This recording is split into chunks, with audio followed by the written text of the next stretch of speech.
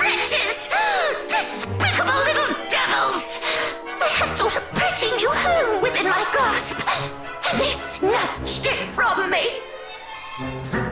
Forgive us our failure, milady, but if I might ask, wherefore didst thou think to abandon our current home? 'Tis passing fair, is it not? I tire of it. And besides, it's my right, nay, my destiny, to bring the entire seabed under my control.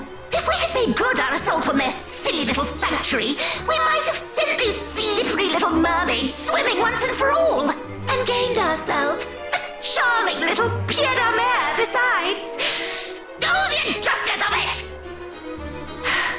I hate them. I hate those little do-gooders! My blood fab boils! I must be alone. Leave me, and lock the door tight, that none might disturb my grieving.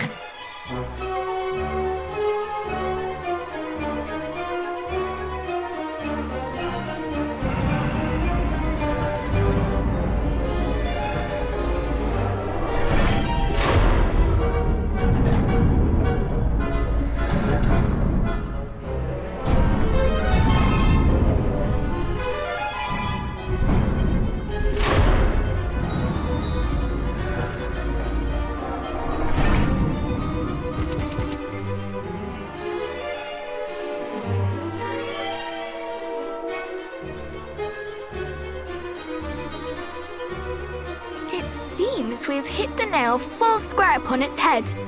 She was indeed here. And she does indeed wear one of the sigils. Once again, cousin, you prove yourself perceptive beyond measure. You are very kind. But I fear that our having found one of the sigils will avail us little until such time as we are able to open this door. And I suspect that we will need all three of those strange carvings in order to do so. What is more, we cannot afford to dally in doing so, lest we forget we stand amid a den of fiends. Ha! I may have just the solution to that, friends. What I've decided to dub the Divide and Conquer stratagem. You've not forgotten, I assume, the dissent that plagues the fiends' ranks. They may all be servants of Hargon, but they are certainly not all of one mind. You speak true, of course. Why, Mariella even presumed to ignore a direct order from Belial. Indeed she did, and it is precisely that dissent that I mean for us to use to our advantage. What if, for example, Belial chose to punish her by attacking her home with his minions in tow? Or rather, what if the fiends here were encouraged to think that he had? And what if we were to exploit the confusion that might cause by taking the opportunity to relieve them of the carvings we seek? It is a bold plan, but by no means a foolish one. We might well make our entrance unnoticed and gather the carvings under cover of such a commotion.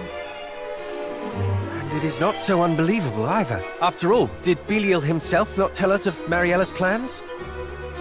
Well, cousin, shall we proceed with the strategy as outlined? Shall we divide and conquer?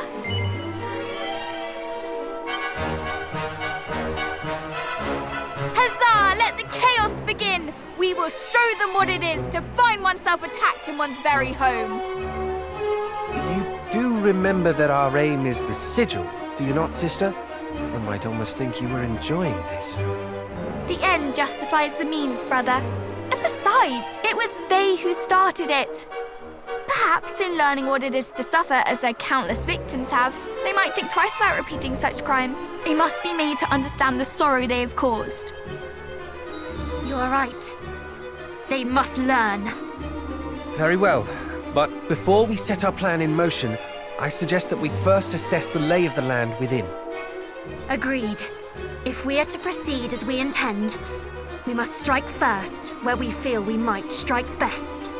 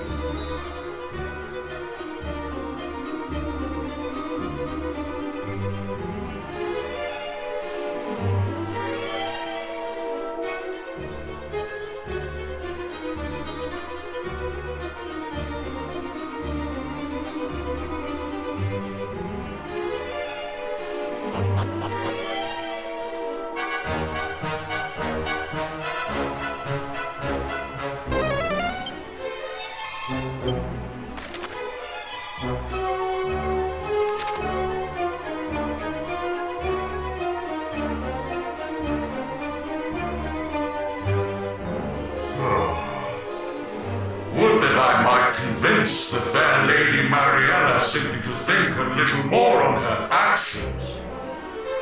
'Tis of course not her methods I object to. A few dead mermaids are of little import. And yet, something in their execution doth trouble me mightily.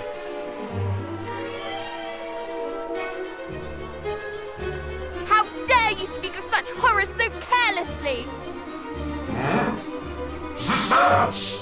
How came you to be here in this place, humans? This is our home, our haven, our sanctuary. You shall pay the price for sullying it unbidden. Would that you had heeded the mermaids when they no doubt said the same.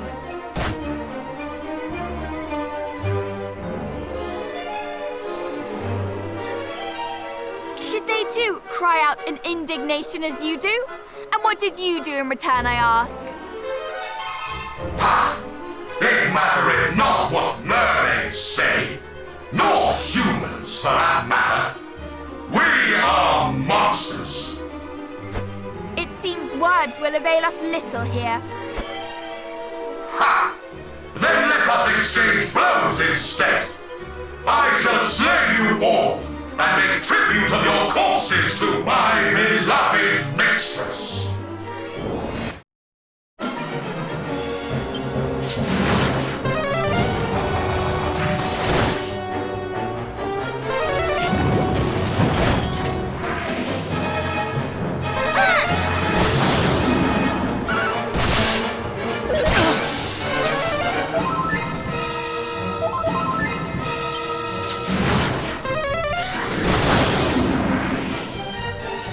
There is opportunity in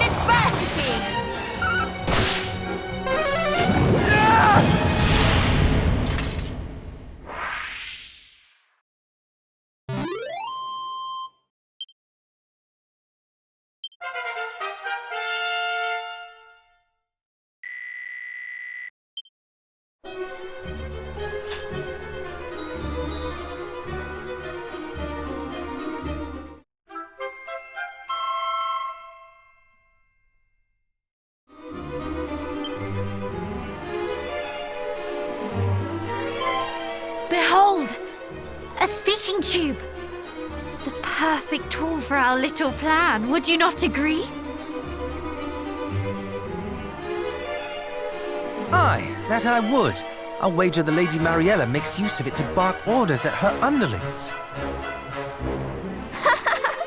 Then we must make the most of this chance while it presents itself. Come, brother! You shall play the part of Belial, and I shall play that of your miserable victim.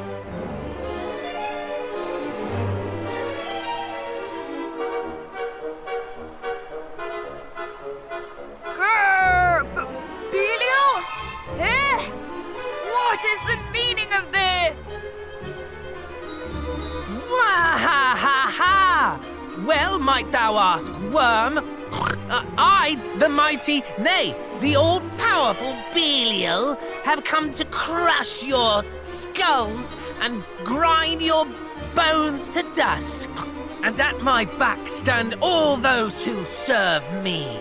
Every last one, a great mass of slavering fiends desperate for blood.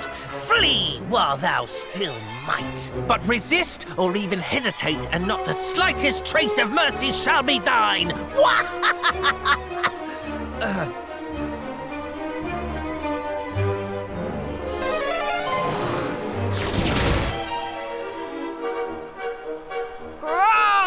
Run, fellow fiends! We must run! Flee for your lives! Look at them all! Oh no! Oh no! Lord Belial is attacking us! Well, the five, brother, after all Lady Mariella had done, if she who hath brought this punishment upon us, then I, for one, shall not remain to suffer the bone-rattling she hath brought upon us. Nay, I mean to quit this place.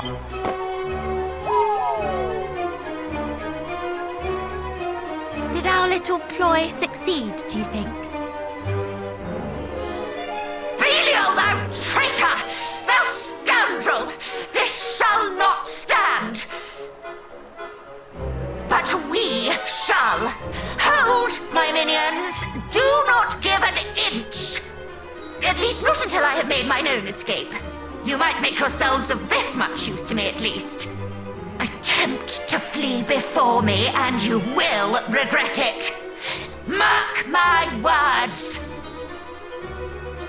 She is truly the worst, the lowest.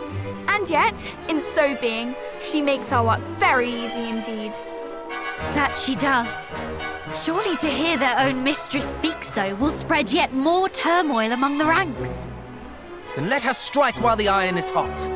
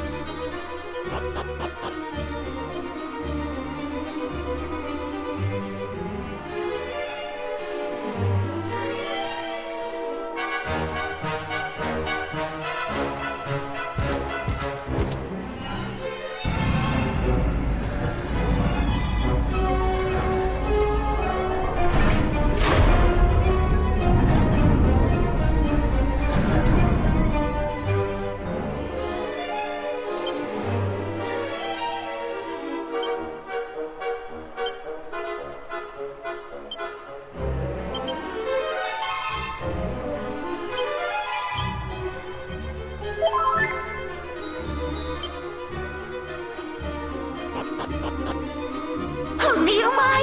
I must hurry if I'm to pack all my precious treasures and make my escape! This, and this most certainly! My pillows, my beautiful blankets, my... You care more for your belongings than those who serve you. Is it any wonder they desert you? Whence did you excrescences spring? And where is Belial? And what is the meaning of this? It was all a lie, designed to sow confusion among your underlings. What? And now, they are all gone, leaving you alone and exposed. But they did not flee solely thanks to our subterfuge, effective though it was. No, they fled as much because of the mistreatment they have suffered at your hands. They were disloyal and disunified.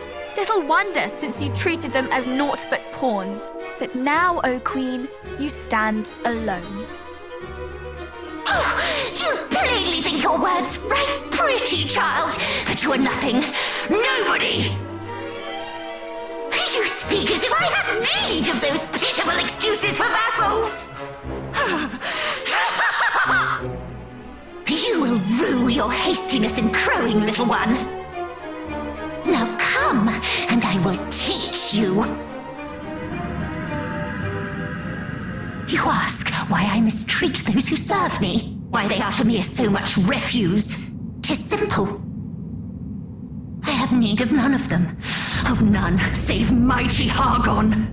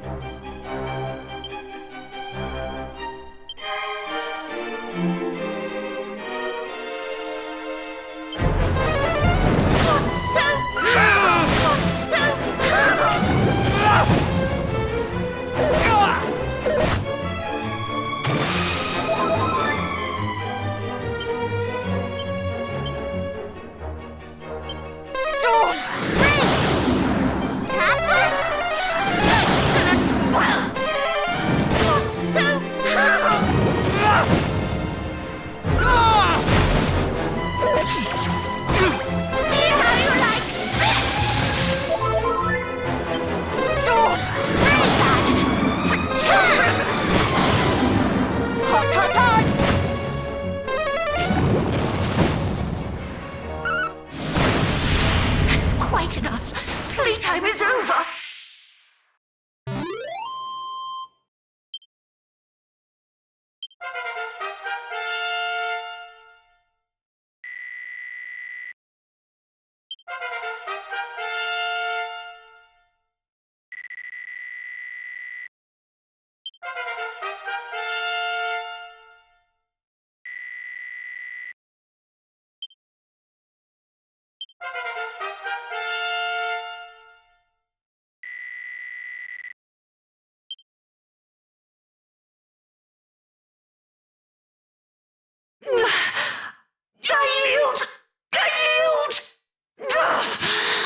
You are troublesome indeed for mere children.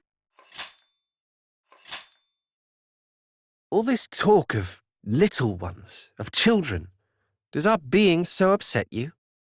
I That it does, little one. You are children and should behave as such. You should by rights be meek and pliable and easy to kill. We were all these things and more when first our journey began. But we have been through much since then, and gained the support and encouragement of many besides ourselves. And in so doing, we have grown strong, stronger than our years might suggest. There is no hardship we cannot endure as long as we are together. Hold your tongue, child, lest your silver spoon crack a tooth. Silence, witch! Hand us that stone that is pinned to your lapel. Do so, and we might yet spare you. This old thing? 'Tis merely a rock, child. Do you truly seek such trifling power as this? Can she truly not know? Is there yet more that was shared with Atlas and Belial, but not with her? Relinquish the stone, and we shall see to it that you come to no harm. You have our word. Oh, do I now? A lesson. You must take the things which you desire, and if necessary, be prepared to kill in order to do so. If not, how is anyone to know that you truly desire them?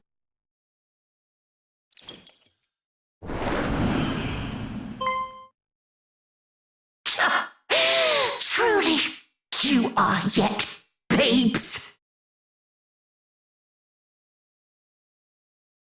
Ah! She escaped us once again! Perhaps she spoke true. Perhaps if we truly desired the sigil, we would simply have cut her down and taken it. What? Surely you jest.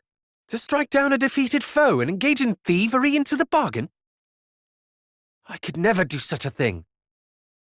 Could you, cousin? Is this truly the path we should have chosen?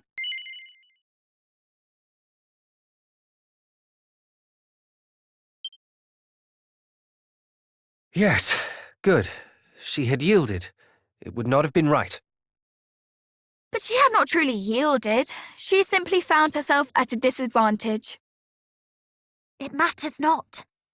What matters is that the sigil is ours. Let us take solace in that for now.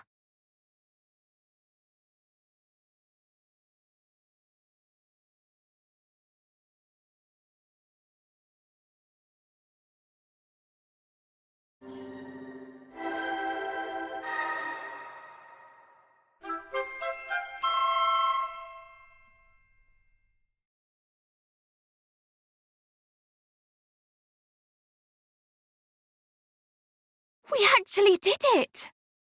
Indeed! That was the final sigil! A job well done, if I do say so myself. I suppose we ought to pay the fairies a visit then. Yes, let us make for their palace.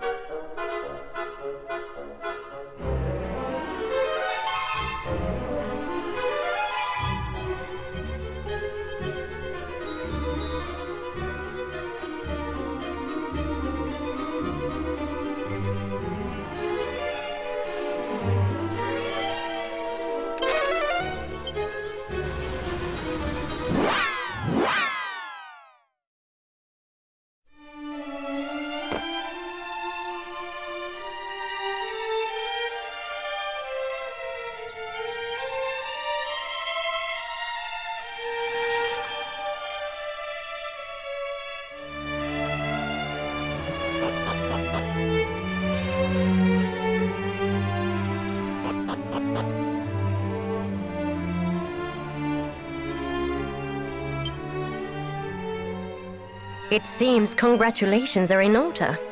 Obtaining all 5 sigils can't have been easy. However, you are more than up to the challenge. You have done your bloodline proud.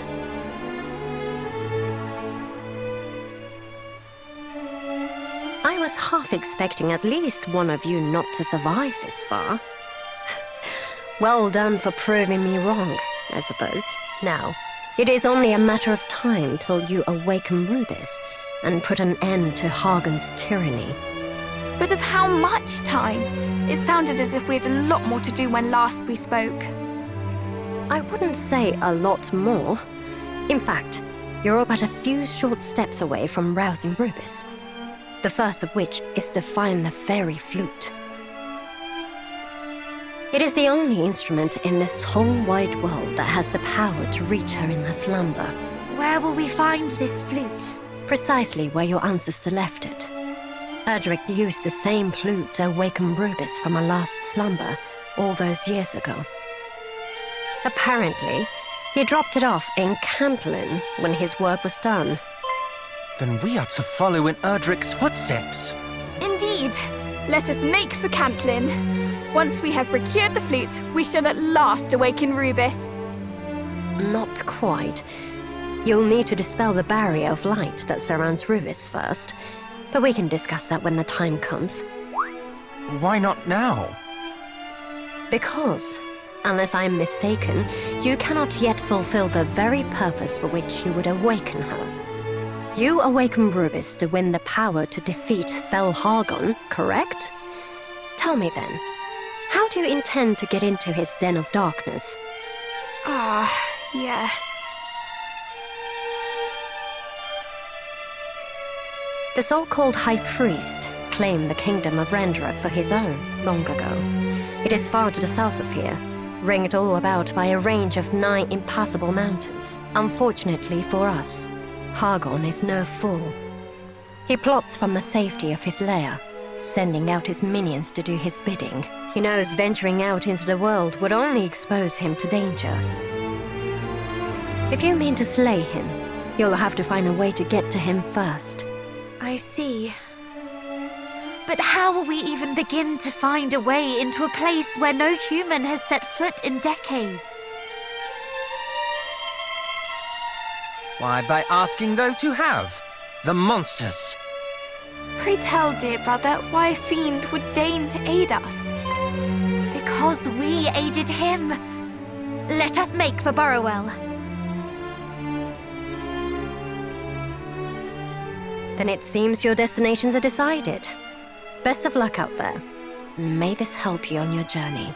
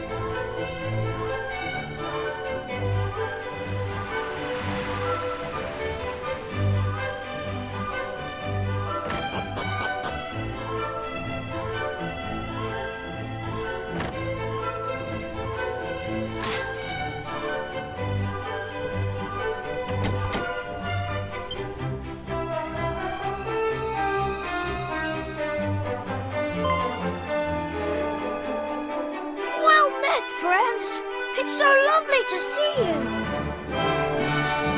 The door to your cell stands open. Is all well? Oh, all is splendid.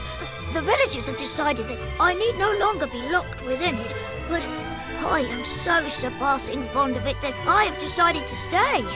It is no longer a cell, but a home. My home. Is that so? It seems the townspeople continue to make you welcome. I am very glad to hear it. Yes, and all is thanks to you, my saviors.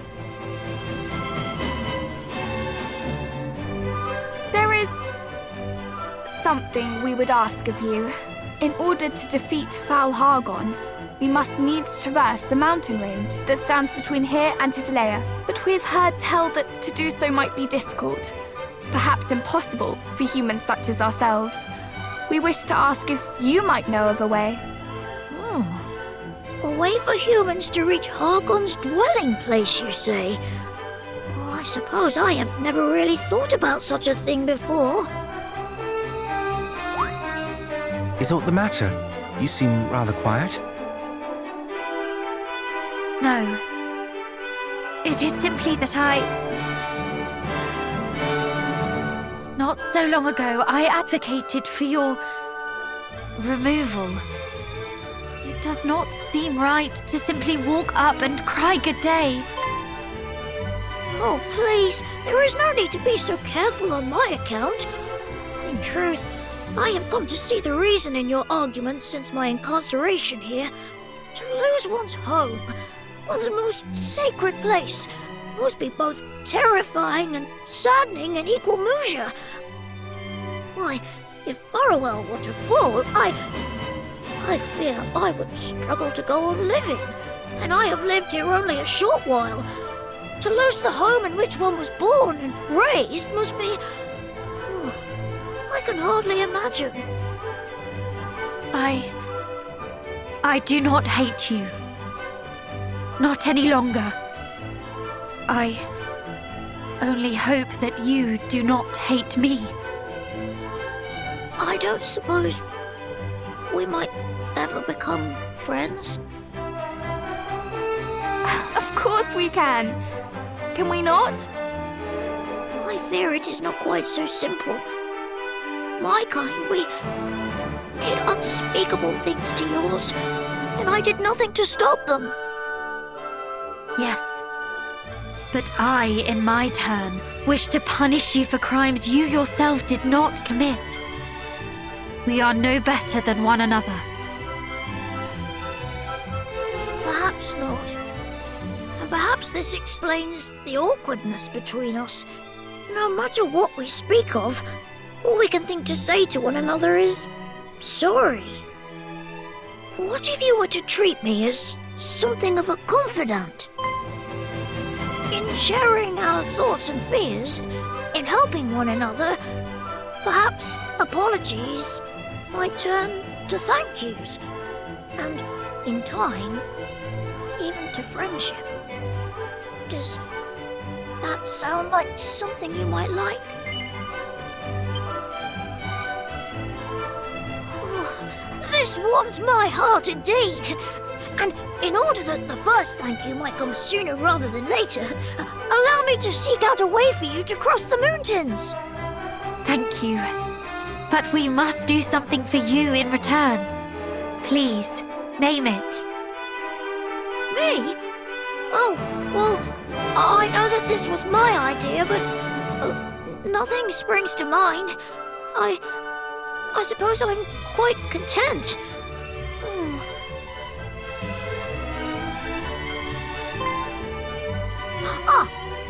Well, perhaps you might go and seek out a certain village for me, a place by the name of Sluice. There is a man, Rogue, at the end of this corridor who has been ever so worried about it, and as such, I have been a little worried also. Perhaps if you might go and speak with him of what troubles him so? You are sure? You would not prefer that we did something for your sake? But this will be for my sake. I want for nothing. only for others to be happy and well. Then how could we possibly refuse? I must go and seek out some specifics with regard to how humans might gain entry to Hargon's domain. I shall return ere long. If you could see your way to speaking with Rogue while I am gone, I would be much obliged.